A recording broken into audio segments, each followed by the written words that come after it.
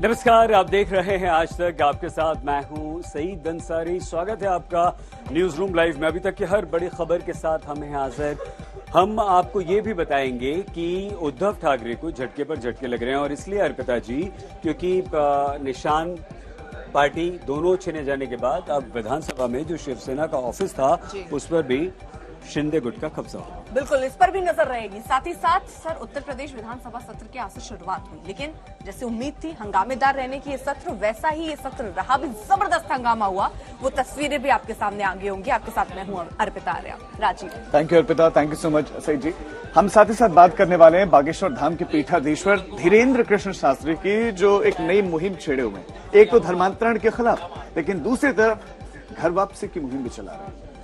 शुक्रिया राजीव आपका। आपके साथ मैं हूं शुभांकर, और हम बात करेंगे पाकिस्तान की भी, क्योंकि पाकिस्तान में तनाव जो है वो लगातार बना हुआ है। इमरान खान पर गिरफ्तारी की तलवार लटकी हुई है। लेकिन सबसे पहले बात करेंगे बिहार की, क्योंकि आप लोग को जानकर हैरानी होगी सर कि बिहार में पुलिस हेडक्वार्टर से 36 किलोमीटर और मुख्यमंत्री निवास से 35 किलोमीटर दूर इतना तनाव होता है और पुलिस बेखबर रहती है। पुलिस के नाक के नीचे आगजनी होती है, फायरिंग होती है, तनाव बढ़ जाता है। 24 घंटे बीत गए, 2 की मौत हो गई है, 3 लोग घायल हैं, लेकिन अभी भी स्थिति जो है वो हुबहू ऐसी बनी हुई है। और इसी को लेकर हम आपको ये बड़ी खबर बता दें। तो शुरुआत जो है वो बड़ी खबर से हम कर रहे हैं, और जेठुली गांव जिसका जिक्र हम कर रहे हैं, पुलिस हेडक्वार्टर से केवल 36 किलोमीटर की दूरी, मुख्यमंत्री आवास से 35 किलोमीटर की दूरी, लेकिन 24 घंटे बाद भी हालात पर काबू नहीं है। और गांव वालों में आक्रोश, गुस्सा जो है वो लगातार देखने को मिल रहा है। तो पुलिस को एक बार फिर फायरिंग करनी पड़ी है। अब से थोड़ी देर पहले एक बार फिर फायरिंग की खबर आई है। हवाई फायरिंग का जिक्र जो है किया जा रहा है। मृतक का शव लाए जाने पर हंगामा जो है वो यहां देखने को मिला है, और 2 लोगों की हत्या से ग्रामीणों में आक्रोश जो है वो लगातार देखने को मिला है। गौतम का शव लाने पर यहां पर हंगामा जो है वो देखने को मिला है। पुलिस को फिर यहां पर फायरिंग करनी पड़ी। तो फिलहाल ये बड़ी खबर आपको बता दें, गिरिराज सिंह ने कहा कि बिहार में फिलहाल जंगल राज पार्ट 3 चल रहा है। सुशील मोदी की तरफ से भी कटाक्ष जो हैं वो किए गए हैं। लेकिन इस बीच बड़ी खबर जो है वो यही कि पुलिस को एक बार फिर फायरिंग करनी पड़ी, और 36 किलोमीटर की दूरी होने के बावजूद 24 घंटे के बाद भी अब तक स्थिति कंट्रोल में नहीं आई है। पटना के जेठुली गांव में जो हिंसा की घटना हुई, जिसमें 2 लोगों की मौत हुई और 3 लोग अभी भी जिंदगी और मौत से जूझ रहे हैं, उसके बाद जो हिंसा हुई है जेठुली में, वो आपको तस्वीरें दिखा रहे हैं, सीधे ग्राउंड रिपोर्ट। ये आरोपी उमेश राय का मैरिज हॉल है, कम्युनिटी हॉल, जिसको कल आक्रोशित लोगों ने, जब चेनारिक राय और उनके करीबियों को गोली मारी गई, तो इन इमारतों को आग के हवाले किया गया।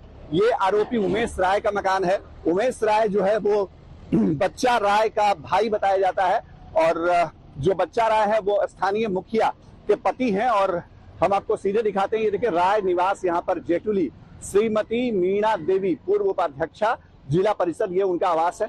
और यहाँ जो तस्वीरें हैं वो बताती हैं कि किस कदर हंगामा हुआ। कल 8 घंटे तक रविवार को हंगामा चलता रहा। लोग इस घर में घुसे, लगातार तोड़फोड़ को अंजाम दिया, घर को आग के हवाले कर दिया, और आज नए सिरे से फिर आगजनी की वारदात हुई है। पुलिस को पीछे हटना पड़ा। लोगों का गुस्सा इतना ज्यादा था, जो दूसरे पक्ष के लोग थे। और अभी जो आपको तस्वीरें लगातार आपको दिखा रहे हैं, इसमें देखिए ये जो कम्युनिटी हॉल है, जिसको मैरिज हॉल के तौर पे इस्तेमाल किया जाता था, उमेश राय की तरफ से बुकिंग होती थी उसकी, वहां पर कई गाड़ियां खड़ी थी और सभी को आग के हवाले कर दिया गया। तो यहाँ पर गाड़ियां आग के हवाले कर दी गई सर, लेकिन कल सारे अधिकारी बैठक कर रहे थे, और बगल में, जैसे बार बार मैं कह रहा हूँ, मुख्यमंत्री आवास से 35 किलोमीटर, हेडक्वार्टर से 36 किलोमीटर, और अब तक स्थिति काबू में नहीं है। ये बड़ा सवाल है सर। शिवांकर, आप बिल्कुल ठीक कह रहे हैं, और ये कानून व्यवस्था पर सवाल आम जनता तो उठा रही है, लेकिन केंद्रीय मंत्री गिरिराज सिंह ने जबरदस्त नीतीश कुमार को आड़े हाथों ले लिया। क्या है, नीतीश कुमार का इकबाल खत्म हो गया है, राष्ट्रीय कह दिया। सुनिए। देखिए, पटना की घटना ये फतुहा नहीं है।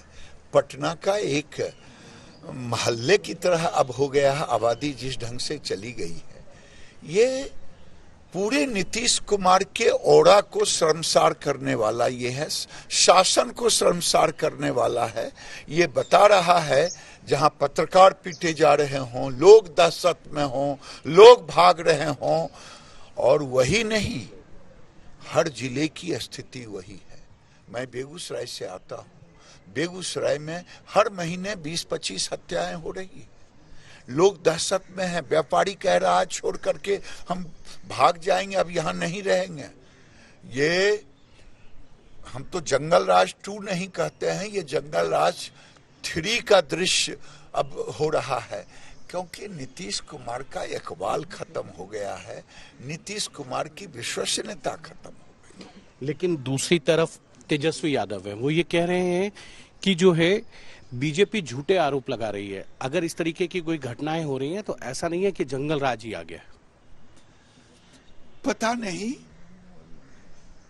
बिहार को, नीतीश कुमार को जोगी जी से सबक लेनी चाहिए। घटनाएं तो होती है, लेकिन घटना के उपरांत जोगी का जो इकबाल है वो दिखता है।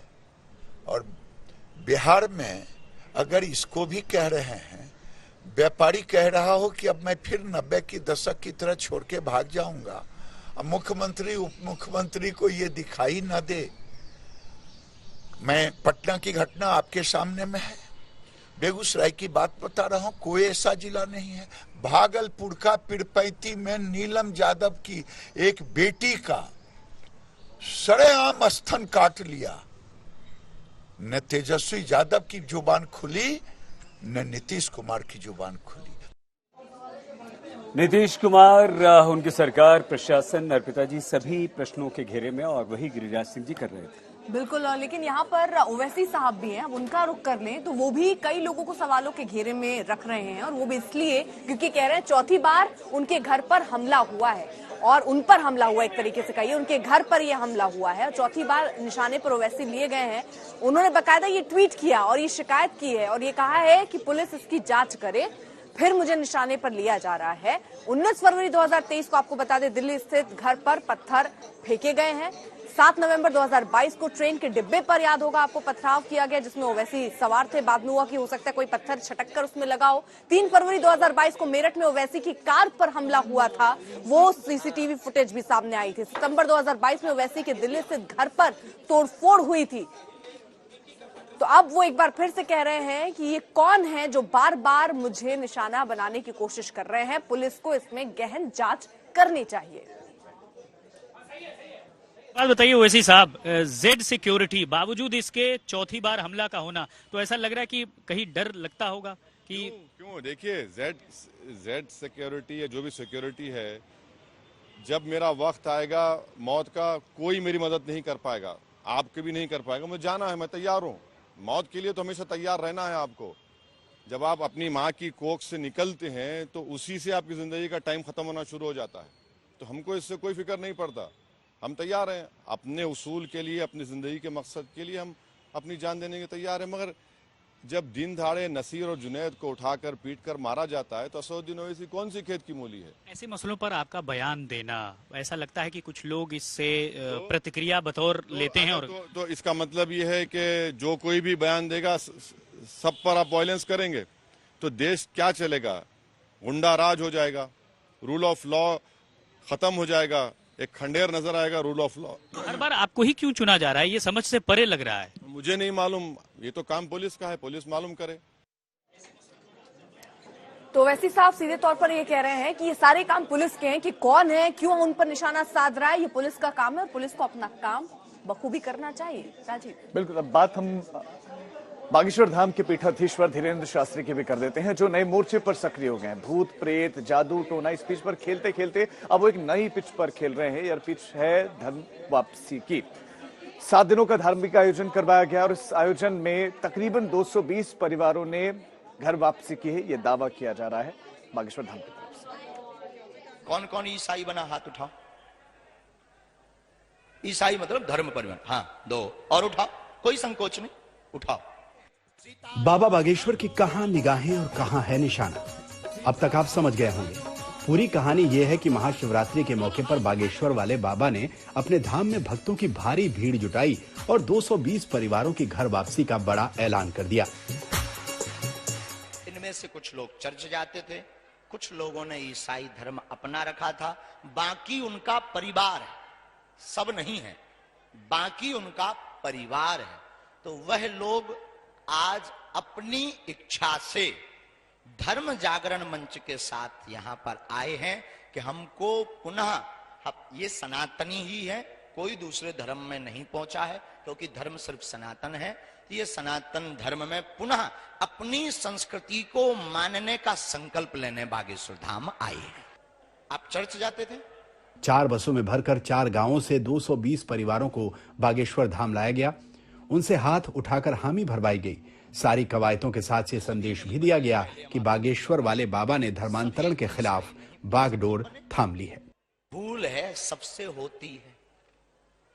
अब तो आप हर शनिवार मंगलवार अपने गांव के हनुमान जी के मंदिर में जाना। हम आप सबको टाइम देंगे, भभूति अभिमंत्रित देंगे, एक एक बागेश्वर बालाजी के चरणों का कवच देंगे। जिंदगी में तुम्हें कहीं भटकने की आवश्यकता नहीं पड़ेगी। बाबा बागेश्वर का अंदाज ये नया नहीं है, लेकिन उन्होंने अभी अभी जिस अभियान को अंजाम दिया वो नया जरूर है। वो अभियान क्या है, इसकी झलकी आपको धीरेन्द्र शास्त्री की इस घोषणा में मिल जाएगी।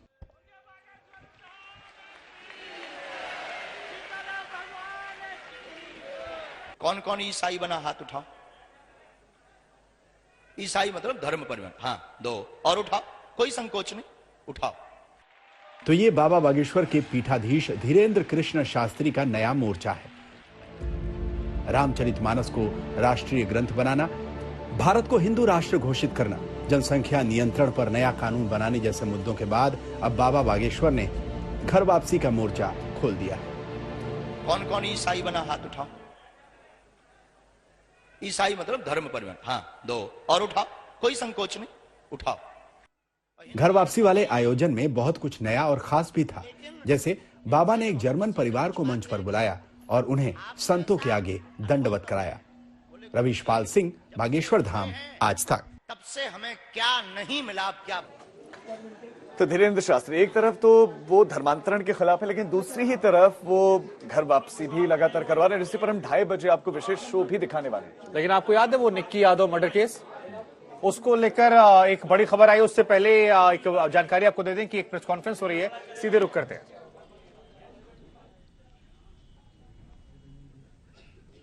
नीतीश कुमार जी के ऊपर जिस विरासत को संभालने की जवाबदेही बिहार की जनता ने 2005 में मुकम्मल तौर पे दी, उसके पहले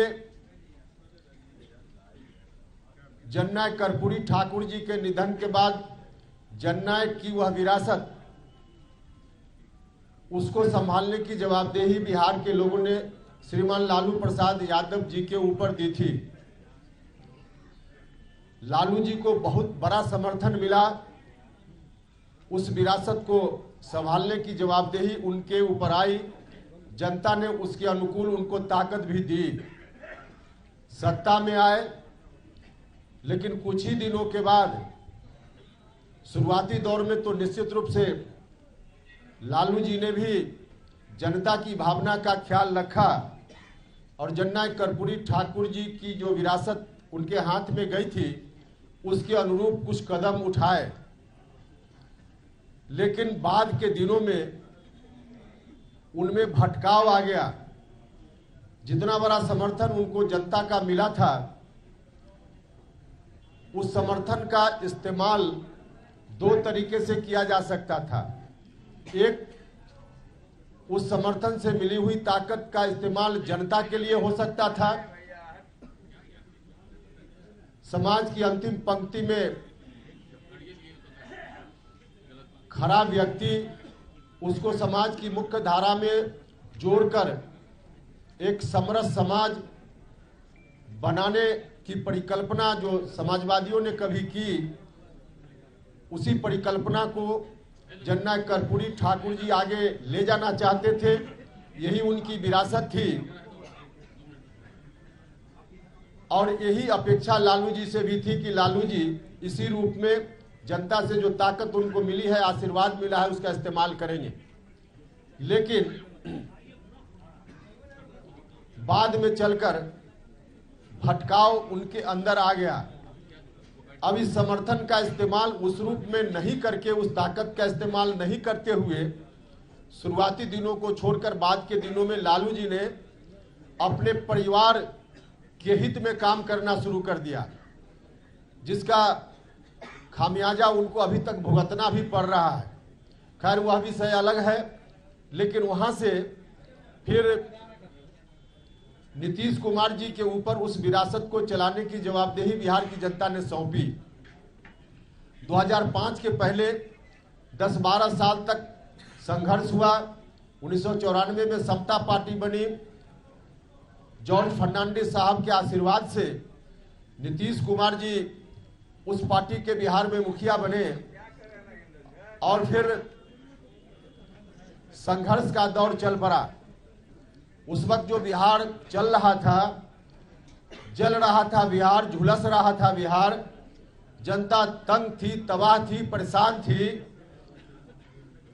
उस स्थिति से बिहार को बाहर लाने के लिए 10-12 वर्षों तक संघर्ष चला नीतीश जी के नेतृत्व में। और तब बिहार के लोगों ने नीतीश जी को आशीर्वाद दिया, नीतीश जी को ताकत दी। हम सब लोग भी उनके साथ संघर्ष के दौर में रहे। अब 2005 के बाद जननायक कर्पूरी ठाकुर जी की वही विरासत नीतीश जी के जिम्मे आ गई। नीतीश जी ने उस विरासत को आगे बढ़ाने का काम अपने शासन काल के दौरान बहुत ही अच्छे तरीके से किया। इस बात के लिए मैं नीतीश कुमार जी का हृदय से धन्यवाद भी करता हूं। बिहार को उस खौफनाक मंजर से बाहर लगाने में उन्होंने पूरी ताकत लगा दी। बिहार बाहर आया, हर तरह से लोगों के बीच अमन चैन शांति कायम हुई, बिहार डेवलपमेंट की ओर बढ़ चला। तो बहुत ही अच्छा काम मुख्यमंत्री जी ने किया।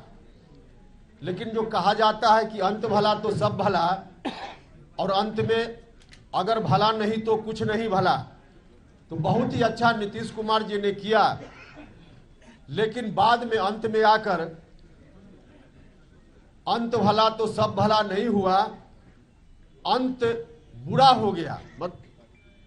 नतीजा कहावत दूसरे रूप में परिवर्तित हो गई, अंत बुरा तो सब बुरा। बहुत अच्छा नीतीश जी ने किया, लेकिन अंत में आज जिस ओर नीतीश कुमार जी चल पड़े हैं वह बहुत ही बुरा है। न सिर्फ नीतीश जी के लिए बल्कि बिहार की जनता के लिए, जनता दल यूनाइटेड के लिए, पार्टी के साथियों के लिए, सब के लिए। –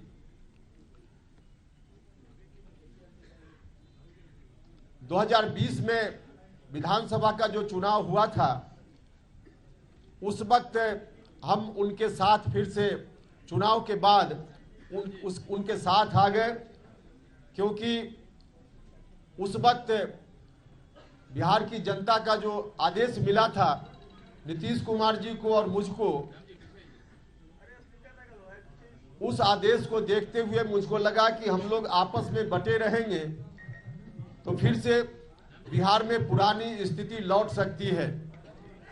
विरासत जननायक कर्पूरी ठाकुर जी की, जिसको बढ़ाने का दायित्व नीतीश जी के ऊपर है, वह विरासत फिर से रसातल में जा सकती है। तो नीतीश जी ने मुझको आवाज दी और नीतीश कुमार जी के साथ हम खड़े हो गए। पूरा जो कुछ भी उस वक्त मेरे हाथ में राजनीति की दृष्टि से था, सबको न्यौछावर करके नीतीश कुमार जी के साथ हम हो गए। कहने वाले तो यह भी कहते हैं कि इन्होंने अपनी पार्टी को जिंदा रखने का काम किया आरएलएसपी को, लेकिन सरासर ऐसे लोग झूठ बोलते हैं, गलत बोलते हैं। उपेंद्र कुशवाहा के मन में कुछ भी नहीं था। उपेंद्र कुशवाहा ने अपना सर्वस्व राजनीति में जो कुछ भी था सब न्यौछावर करके उनके साथ आना स्वीकार किया था। और वह भी तब जब उन्होंने कहा था कि मेरे साथ आइए, और मुझको भी लगा था कि परिस्थिति वैसी है, तो उनके साथ चले गए। सब कुछ चल रहा था अपनी जगह, लेकिन बाद में चलकर जो गठबंधन पहले चल रहा था बीजेपी के साथ, उस गठबंधन से हटकर नया गठबंधन बनाने की बात होने लगी। उसको भी हमने स्वीकार किया कि चलिए पार्टी की मजबूरी है तो इस गठबंधन को भी स्वीकार करना चाहिए। लेकिन उस वक्त भी गठबंधन बनने से पहले राष्ट्रीय अध्यक्ष जी को, मुख्यमंत्री जी को हमने कहा था कि गठबंधन जरूर हो, आप अगर चाहते हैं यही रास्ता है तो कीजिए, लेकिन इसका नेतृत्व आप अपने हाथ में रखिए, नीतीश कुमार जी के हाथ में हो।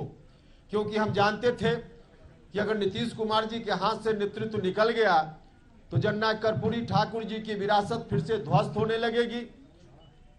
तो मुझसे कहा गया कि हाँ ठीक ऐसा ही होगा, लेकिन गठबंधन बनने के थोड़े ही दिन के बाद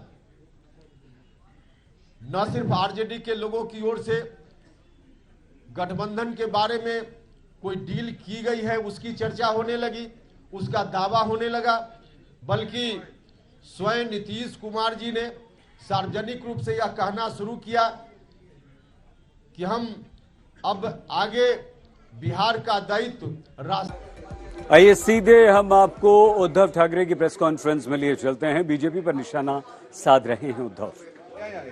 आणि काल परवाकडे अमित शाह येऊन गेले आणि त्यांनी सांगितले की शिवसेना आणि भाजप युती ती ही युती नाही, हे चोरलेलं धनुष्यबाण आहे, चोरलेलं धनुष्यबाण आहे।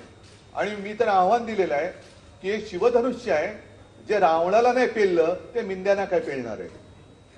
मिंद्यांना तर पेलणंच शक्य नाहीये। पण त्याच्या मागे जो शिवसेना संपवण्याचा कट आहे, म्हणजे आज शिवसेना नाव आणि चिन्ह हे त्यांना देण्याचा प्रयत्न झालेला आहे। उद्या त्यांच्या ज्या केसेसमुळे ते तिकडे गेले त्या केसेसकडून यांना संपवलं तर शिवसेना संपली, असं जर का दिल्ली शहरांचा डाव असेल तर हा एवढा काही सोपा नाहीये। शिवसेना के दो गुटों की ये लड़ाई, लेकिन बीजेपी पर उद्धव ठाकरे ने निशाना साधा है। आगे बढ़ते हैं। बागेश्वर धाम के धीरेन्द्र शास्त्री जादू, टोना, भूत, प्रेत और रहस्य की बातें बताने के बाद अब घर वापसी के एक बहुत बड़े अभियान पर आ चुके हैं। सीताराम हनुमान, सीताराम हनुमान, सीताराम हनुमान, सीताराम हनुमान, सीताराम हनुमान। बाबा बागेश्वर झूम झूम कर कीर्तन कर रहे हैं। हनुमान सीताराम हनुमान, सीताराम भाव विभोर हो रहे हैं। सीताराम हनुमान, सीताराम हनुमान, अब तो कृपा करो राम, सीताराम सीताराम हनुमान का जय जयगान कर रहे हैं। सीताराम हनुमान, सीताराम हनुमान, सीताराम हनुमान। बाबा बागेश्वर का ये अंदाज नया नहीं है, लेकिन बाबा बागेश्वर ने अभी अभी जिस अभियान को अंजाम दिया वो नया जरूर है। वो अभियान क्या है, इसकी झलकियां आपको धीरेन्द्र शास्त्री के इन घोषणाओं में दिख जाएंगी।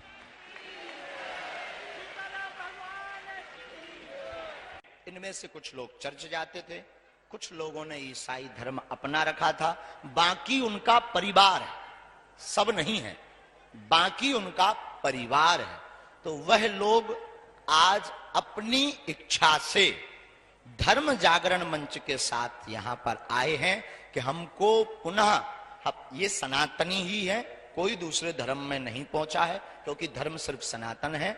ये सनातन धर्म में पुनः अपनी संस्कृति को मानने का संकल्प लेने बागेश्वर धाम आए हैं। बाबा बागेश्वर की कहां निगाहें और कहां निशाना है, अब तक आप समझ गए होंगे। पूरी कहानी यह है कि महाशिवरात्रि के मौके पर बागेश्वर वाले बाबा ने अपने धाम में भक्तों की भारी भीड़ जुटाई और 220 परिवारों की घर वापसी का बड़ा ऐलान कर दिया। भूल है सबसे होती है। अब तो आप हर शनिवार मंगलवार अपने गांव के हनुमान जी के मंदिर में जाना, हम आप सबको टाइम देंगे, भभूति अभिमंत्रित देंगे, एक एक बागेश्वर बालाजी के चरणों का कवच देंगे। जिंदगी में तुम्हें कहीं भटकने की आवश्यकता नहीं पड़ेगी। बाबा बागेश्वर के इस आयोजन में बहुत कुछ नया और खास था। जैसे बाबा ने एक जर्मन परिवार को मंच पर बुलाया और उन्हें संतों के सामने दंडवत कराया। से जुड़े हैं, बोलो जय श्री राम। जय श्री राम। यहाँ बैठ, यहाँ बैठ, कम हियर, सिट डाउन। प्रणाम करो सबको, प्रणाम करो। या तो ये बागेश्वर धाम के पीठाधीश धीरेन्द्र कृष्ण शास्त्री का नया मोर्चा है। रामचरितमानस को राष्ट्रीय ग्रंथ बनाना, भारत को हिंदू राष्ट्र घोषित करना, जनसंख्या नियंत्रण पर नया कानून बनाने जैसे मुद्दों के बाद अब बाबा बागेश्वर ने घर वापसी का मोर्चा खोल दिया है। आप चर्च जाते थे? जरा इस मेगा तैयारी पर गौर करिए। 4 बसों में भरकर 4 गांवों से 220 परिवारों को यहां लाया गया, उनसे हाथ उठाकर हामी भरवाई गई और इन सारी कवायद के साथ ये संदेश कि बागेश्वर के बाबा ने धर्मांतरण के खिलाफ बागडोर थाम ली है। कौन कौन ईसाई बना, हाथ उठाओ। ईसाई मतलब धर्म परिवर्तन। हाँ, 2 और उठाओ, कोई संकोच नहीं, उठाओ। रवीशपाल सिंह, बागेश्वर धाम, आज तक। ये सनातन धर्म में पुनः अपनी संस्कृति को मानने का संकल्प लेने बागेश्वर धाम आए। तो बाबा बागेश्वर बाकायदा 7 दिन का ये आयोजन, जिसमें कई प्रायोजनों को साधने की उन्होंने कोशिश की, भूत प्रेत इन सब से अब अपना कद किस तरीके से और बड़ा किया जाए, तो हिंदू राष्ट्र की मांग वो लगातार उठा रहे हैं। इसी के साथ साथ उन्होंने ये भी कह दिया कि मैं बहुत प्रसिद्ध होना नहीं चाहता, बहुत मशहूर होना नहीं चाहता, मैं ये चाहता हूँ कि हिंदू राष्ट्र बने, साथ ही साथ धर्मांतरण के मुद्दे पर भी जमकर बोले।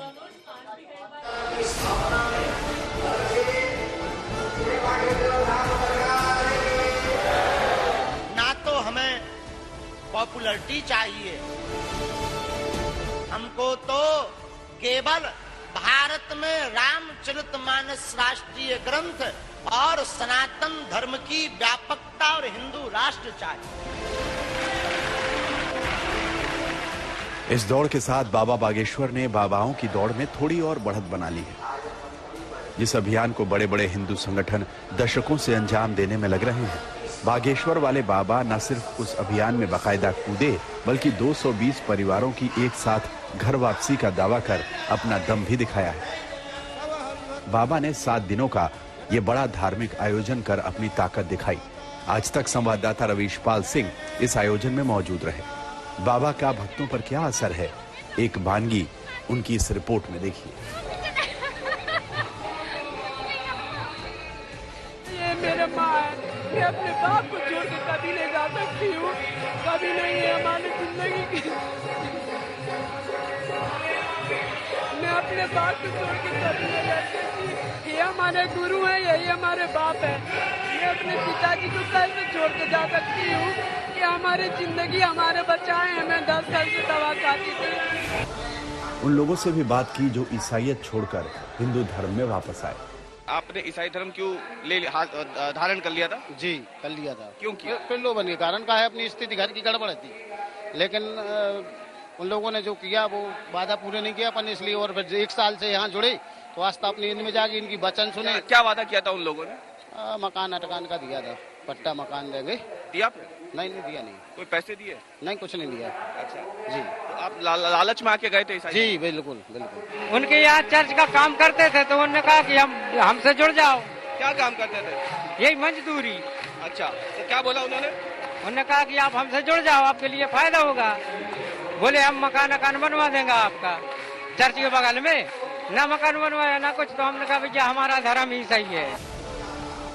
तमाम विवादों और कानूनी अड़चनों के बावजूद बागेश्वर वाले बाबा के कदम तेजी से आगे बढ़ रहे हैं और बाबा बागेश्वर का हिंदू राष्ट्र का एजेंडा यहाँ भी खूब गर्म रहा। ना तो हमें पॉपुलैरिटी चाहिए, हमको तो केवल भारत में रामचरितमानस राष्ट्रीय ग्रंथ और सनातन धर्म की व्यापकता और हिंदू राष्ट्र चाहिए। हमारी ना सरकार से मांग है, ना हम किसी सरकार या पार्टी के पक्षधर हैं, ना आंतरिक न बाहिक। और हम बड़ी गंभीरता पूर्वक प्रार्थना करें, कोई भी पार्टी हमसे ये अपेक्षा मत रखना आशीर्वाद के अलावा। बाबा बागेश्वर धुनी रमा रहे, अपने ऐलानों से धूम मचा रहे। सिलसिला जारी है, आगे आगे देखिए होता है क्या। रवीशपाल सिंह, बागेश्वर धाम, आज तक। और इस वक्त की बड़ी खबर, बिहार से अलग अलग हो गए हैं राहें उपेंद्र कुशवाहा और नीतीश कुमार की। बड़ा ऐलान उपेंद्र कुशवाहा ने कर दिया है, नई पार्टी बनाएंगे। अलग पार्टी का ऐलान कर दिया है राष्ट्रीय लोक जनता दल। नीतीश कुमार और कुशवाहा एक बार फिर से अलग, इससे पहले भी अलग हुए थे, वापस उपेंद्र कुशवाहा नीतीश कुमार के साथ आए थे, फिर अलग हुए, फिर वापस आए और एक बार फिर से राहें अलग कर ली। साहब से मिलकर इस्तीफा देते हैं और लौट करके आधा घंटा के बाद दूसरी पार्टी के लोगों के साथ बैठ करके और फिर से विधानमंडल दल के नेता चुने जाते हैं और कल 2 बजे दिन का भी इंतजार नहीं होता, सुबह 10 बजे शपथ ग्रहण करते हैं। तो जिस तरह से उनका अलाइनमेंट फिक्स था तो दूसरे के ऊपर क्यों करें?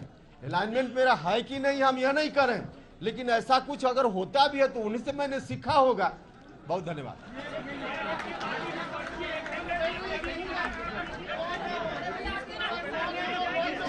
चलिए अब माहौल चलिए अब माहौल नहीं।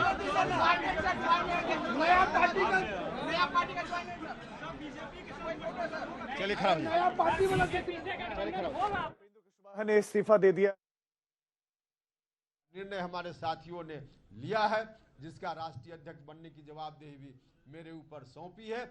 उस पार्टी का नाम है राष्ट्रीय लोक जनता। यहाँ पर बड़ी खबर कि कुशवाहा ने नई पार्टी बनाने का ऐलान कर दिया है और नई पार्टी गठन का ऐलान जो है वो फिर से किया गया। इससे पहले भी एक बार वो अपना दल बना चुके थे लेकिन बाद में मर्ज कर दिया था जेडीयू में और अब नई पार्टी का नाम राष्ट्रीय लोक जनता दल यानी कि किया तो फिर से नई पार्टी बनाने का काम हमको करना है और नई पार्टी जो बनाने का निर्णय हमारे साथियों ने लिया है जिसका राष्ट्रीय अध्यक्ष बनने की जवाबदेही भी मेरे ऊपर सौंपी है।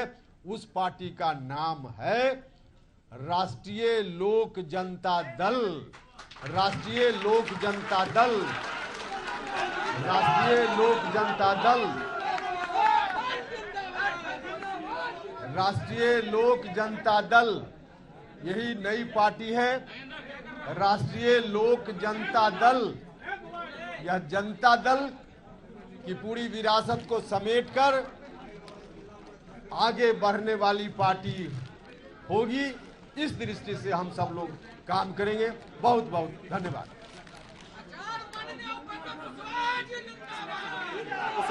इस खबर पर ज्यादा जानकारी के लिए मेरे सहयोगी रोहित जुड़ रहे हैं। रोहित, RLJD जरा बताइए पिछले वाले नाम से कितनी अलग कहानी और ये जो बदलाव हो रहा है इसका क्या असर बिहार की सियासत में देखने को मिलेगा?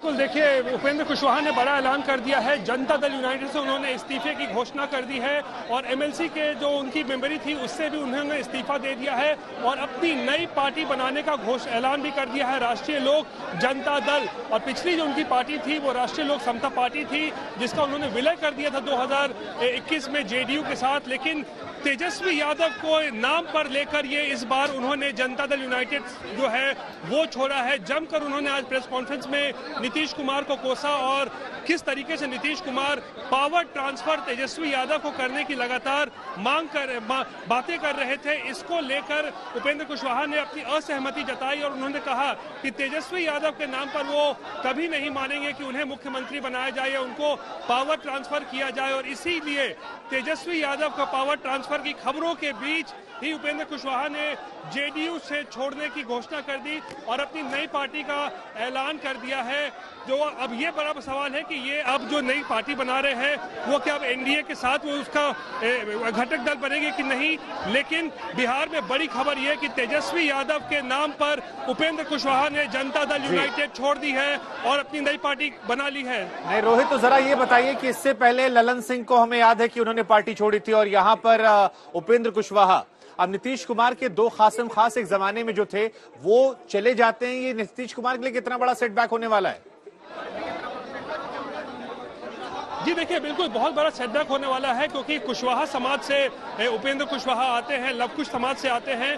तो ऐसे में उन्होंने आज जब प्रेस कॉन्फ्रेंस की तो तमाम बिंदुओं पर उन्होंने अपनी बात रखी और उन्होंने कहा कि अगर नीतीश कुमार को पावर ट्रांसफर करना भी है, वो सोच भी रहे हैं, तो किसी लवकुश कम्युनिटी से यानी कोई कुर्मी कोरी कुशवाहा समाज से अगर वो किसी को अपना उत्तराधिकारी बनाने की सोचते या घोषणा करते तो ये उनको स्वीकार होता क्योंकि वो खुद भी उसी समाज से आते हैं।